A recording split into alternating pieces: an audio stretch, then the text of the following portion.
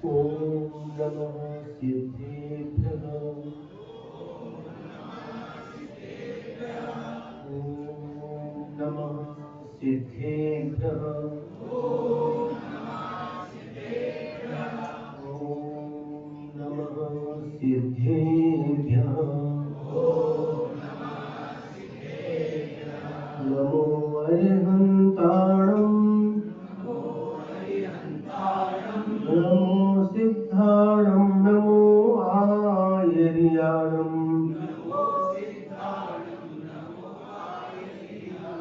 नमो वज्रायाणं। नमो नोये सव्वसाहुणम्। जय बोलो पंच परमेष्ठी भगवान की। चौबीसों तीर्थंकर भगवान की। जय जिनेन्द्र सोसाइटी के मूल नायक देवादिदेव श्री शांतिनाथ भगवान की। चारित्र चक्रवर्ती आचार्य श्री शांति सागर जी महाराज की। गुरु नाम गुरु आचार्य श्री ज्ञान सागर जी महाराज की। परम उपकारी दीक्षा प्रदाता परम पूज्य आचार्य गुरुवर श्री विद्यासागर जी महाराज की। वर्तमान आचार्य श्री समय सागर जी महाराज की। निर्यापक श्रवण श्री नियम सागर जी महाराज की। सूफी वृषभ सागर आदि समस्त मुनिराजों की। अभिनंदन सागर जी महाराज की जय। जयकारा गुरुदेव का। आज के आनंद की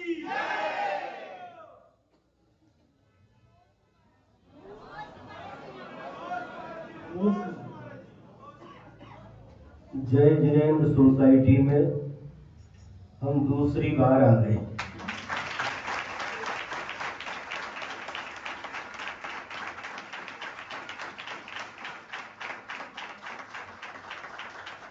पहली बार आए थे तो अवलोकन करने के लिए आए थे, और अब दूसरी बार आए हैं तो चातुर्मास के लिए आए हैं।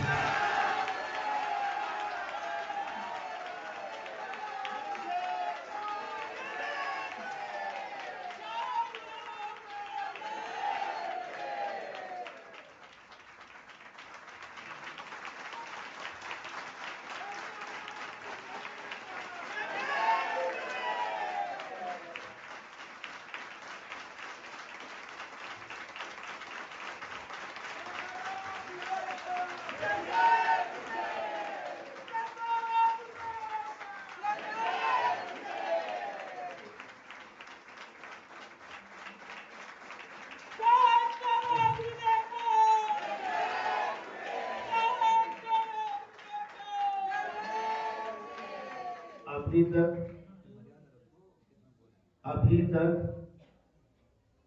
यह रहस्य खुला नहीं था कि चातुर्मास कहाँ पर होगा। पूना में होगा ये तो निश्चित हो चुका था, लेकिन कहाँ पर होगा यह निश्चित नहीं हुआ था। बहुत सारी कॉलोनी इस पूना की अवलोकन करते हुए बागोली, खराड़ी, विमाननगर, HND बोर्डिंग, सुशगांव और विमाननगर, एक क्या नाम इसका, जय जिनेन्द्र सोसाइटी और चिंचवड़, इन सब का अवलोकन करते हुए पुनः यहाँ पर आना हुआ है।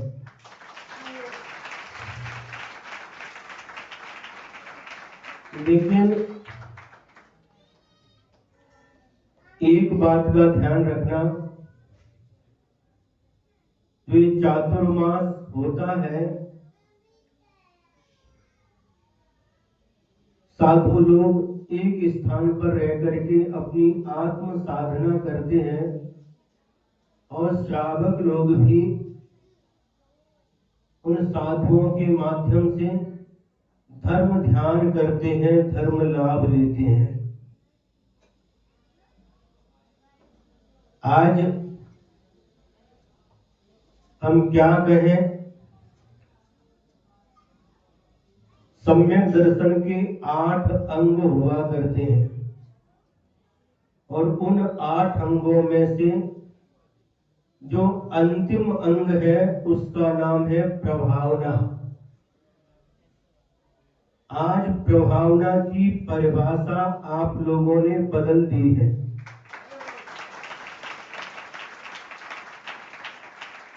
अरे सुनो तो हम क्या कह रहे हैं, सुनने के पहले ही ताली बजाना प्रारंभ कर देते हैं। 35 श्रावकाचार्यों की रचना हुई है। उन 35 श्रावकाचार्यों में से प्रथम श्रावकाचार्य है रत्नकरंडक श्रावकाचार्य। लगभग 2000 वर्ष पूर्व आचार्य श्री समंत भद्र स्वामी ने श्रावकों के लिए इस ग्रंथ की रचना की थी और प्रथम अधिकार में 41 श्लोकों के माध्यम से सम्यक दर्शन का बहुत अच्छा वर्णन किया है। और उसमें जब 8 अंगों का वर्णन कर रहे हैं तो प्रभावना अंग का वर्णन करते हुए आचार्य श्री समंत भद्र स्वामी लिखते हैं, अज्ञान तिम्र व्याप्ति मपाकृत्य यथा यथम जिन शासन माहात्म्य प्रकाशा स्यात् प्रभावना। क्या कहा?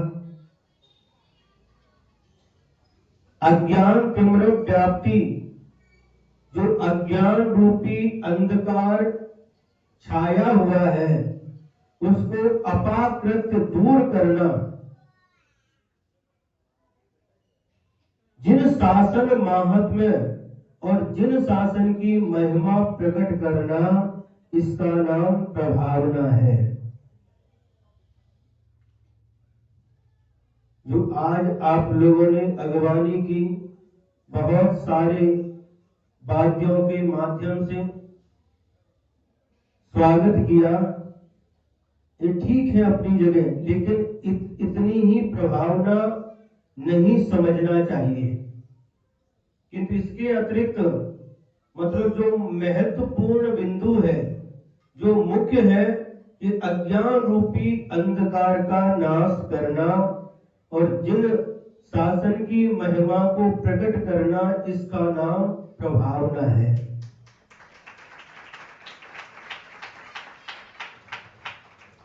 बिहार काल में एक स्थान पर अधिक रहना नहीं हो पाता।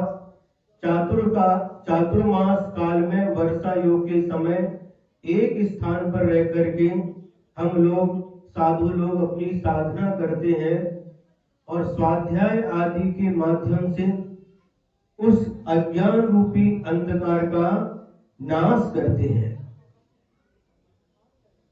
बात समझ में आ रही है हम क्या कहना चाह रहे हैं? ऐसा नहीं कलश स्थापना कर देना और बस हो गया चातुर्मास। चातुर्मास तो महाराज का है, हमारा थोड़ा ही है। तो अमित सागर, इनका नाम अमित है और सागर गांव, इसलिए अमित सागर महाराज का नाम बन जाता है। समझ में आ रहा है? चातुर्मास कलश स्थापना हो गई, बस कलश स्थापना भी ये श्रावकों की है। मुनि महाराज तो अपनी भक्तियां करके चातुर्मास की स्थापना कर लेते हैं। इस चातुर्मास के दौरान बाकी जो कार्य हैं, उन सभी कार्यों को गौण करके हमें अधिक से अधिक स्वाध्याय करना है, ज्ञान प्राप्त करना है, सम्यक ज्ञान प्राप्त करना है और धीरे धीरे चारित्र की ओर भी अपने कदम बढ़ाना है। यही सही प्रभावना है। कितने बैंड बाजे थे, कितनी बग्गियां थी, कितने हाथी थे, कितने घोड़े थे, कितने ऊंट थे, कितने, ये तो बाहरी चीजें हैं।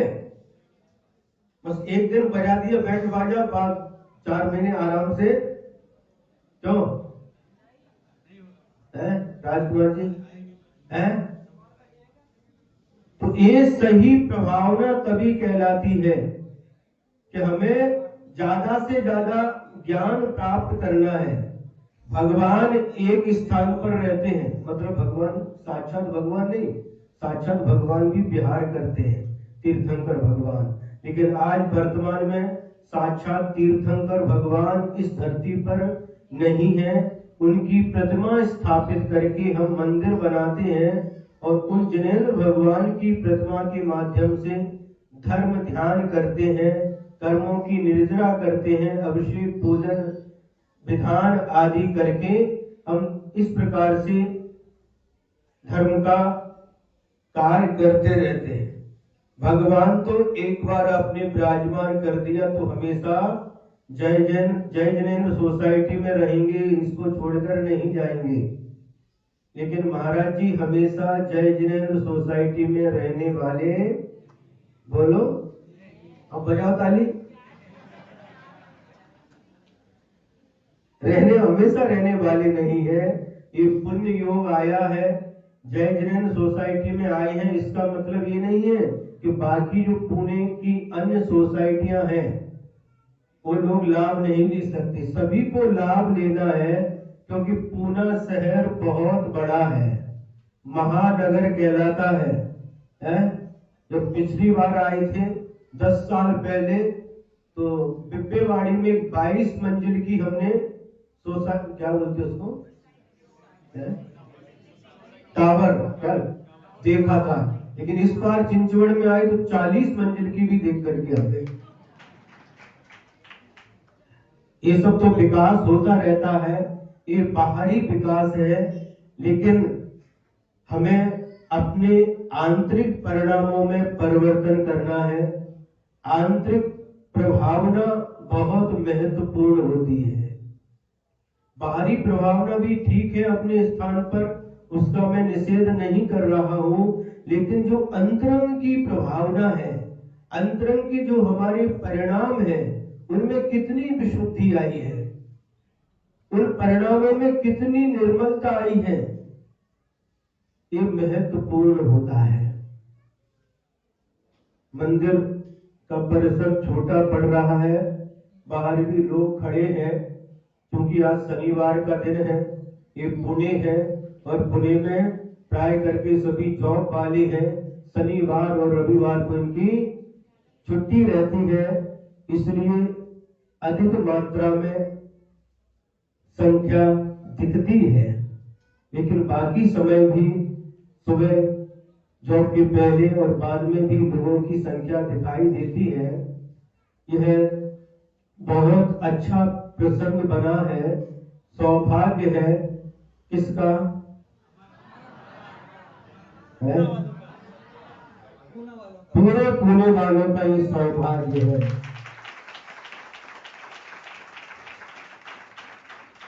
क्योंकि हमारे गुरुदेव आचार्य श्री विद्यासागर महाराज जी ने जो हमें शिक्षा दी है, दीक्षा तो दी ही है, लेकिन जो हमारे लिए शिक्षा दी है, शिक्षा मतलब मराठी में दंड होता है। कोई अपराध हो जाए तो उसको यहाँ पर शिक्षा बोलते हैं, वो नहीं समझना। शिक्षा मतलब हाँ, स्कूल में जो शिक्षा प्राप्त करते बहुत मुश्किल होता है। मराठी शब्द और हिंदी के शब्दों में तालमेल बिठाना बहुत कठिन होता है। तो जो गुरुदेव ने शिक्षा दी है, गुरुदेव ने कहा है क्या सभी के लिए दुकानें खुलवाई है, और उन्होंने कहा कि बहुत अच्छे से इन दुकानों को चलाना, और दुकान चलाना भी गुरुदेव ने सिखाया है। ग्राहकों की परख भी गुरुदेव ने सिखाई है। कौन सा ग्राहक, कई प्रकार के ग्राहक आते हैं, कई ग्राहक ऐसे होते मात्र टाइम पास करके चले जाते हैं, ये दिखाओ वो दिखाओ और लेना देना कुछ भी नहीं। तो हम समझते हैं कौन से ग्राहक माल खरीदने वाले हैं और कौन से ग्राहक मात्र टाइम पास करने के लिए आए हैं। तो टाइम पास करने के लिए आते हैं, उनके लिए हम कम समय देते हैं, लेकिन जो माल खरीदने के लिए आते हैं उनके लिए भरपूर समय देते हैं। और ये दुकान हमारी नहीं, ये दुकान हमारी नहीं है, ये दुकान पूज्य गुरुदेव श्री विद्यासागर महाराज जी की। बस उनकी दुकान में जो माल है, जो बेचने की रीतिया, उसको हम बेचते रहते हैं। पाँव पाँव चल करके गांव गांव जाते हैं, शहर शहर जाते हैं, कॉलोनी कॉलोनी, सोसाइटी सोसाइटी, सब घूम घूम करके अपना माल बेचते, अपना नहीं, गुरुदेव का माल बेचते रहते हैं। माल कैसा है? बोलो, ये तो आपको बाद में, हाँ, उत्कृष्ट सागर महाराज जी हमारे साथ में है, माल भी उत्कृष्ट है।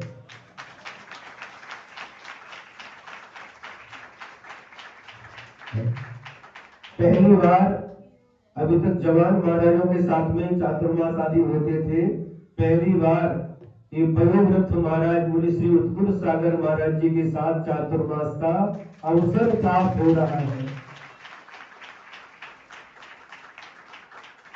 इनकी जो उम्र है शरीर की 85-86 साल की उम्र है, लेकिन चल करके आते हैं, 50-60 साल में हाथ में लाठी आ जाती है, लेकिन अभी भी जो उत्साह है उनके अंदर, जो उनकी भावना है, तो जैसा आचार्य श्री ने नाम रखा है वैसे ही उत्कृष्ट भावना उनकी रहती है।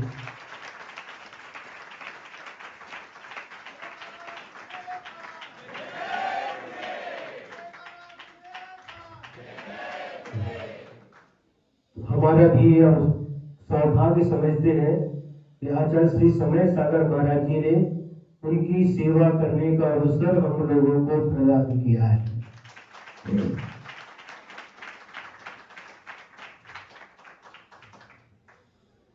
अभी क्या कहें, समय नहीं है, प्रवचन का समय नहीं है।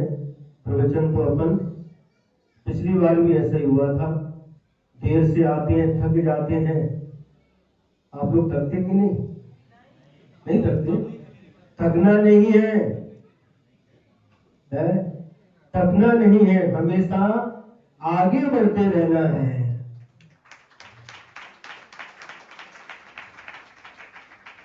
आचार्य श्री कहते थे, जवानी में जोश बहुत रहता है, लेकिन ठीक है, युवावस्था में जोश रहता है, लेकिन वृद्धों का होश भी काम में लेना चाहिए।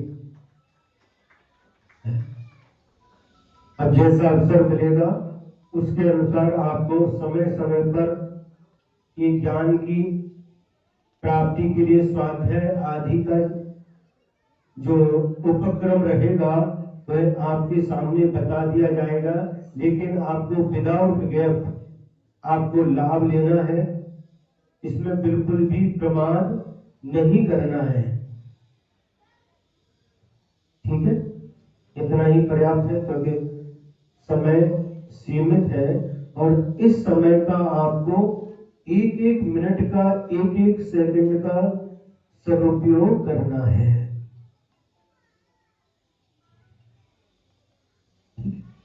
हमने पहले जिस दिन आए थे उस दिन भी हमने कहा था कि हम कानों के ऊपर कम विश्वास करते हैं, आंखों के ऊपर ज्यादा विश्वास करते हैं।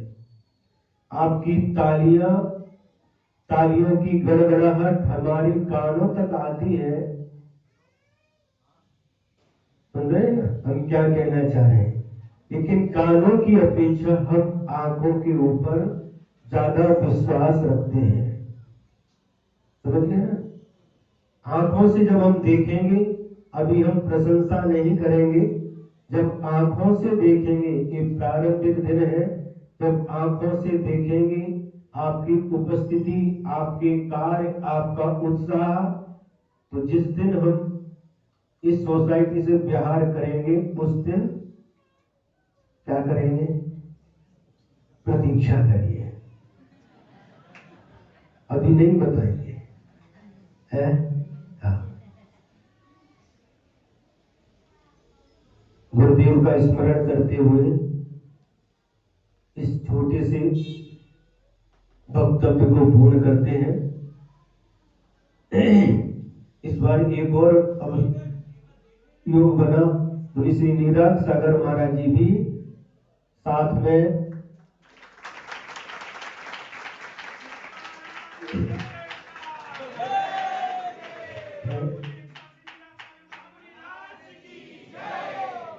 आप सभी को चारों महाराज की साधना अच्छी तरह से हो, सभी का स्वास्थ्य अनुकूल रहे, इसका ध्यान रखते हुए भैया वृत्ति आदि करके अपना कर्तव्य का पालन करना है। और मुख्यता किसकी रखना है? चातुर्मास में मुख्यता किसकी रखना है? ज्ञान अर्जन, धर्म ध्यान। और बाकी समय समय पर हम आपको, महाराज लोग भी सभी समय समय पर आपको ज्ञान देते रहेंगे। गुरुदेव का स्मरण करते हुए तरणी विद्या सागर गुरु तारो मुझे ऋषि, करुणा करो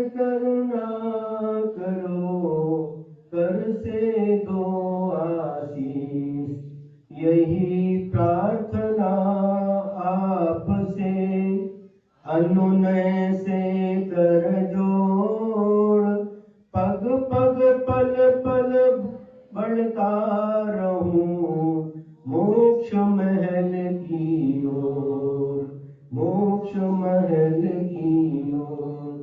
परम उपकारी परम पूज्य आचार्य गुरुवर श्री विद्यासागर जी महाराज बोले परम पूज्य मुनि श्री स्वामी अभिनंदन सागर जी महाराज।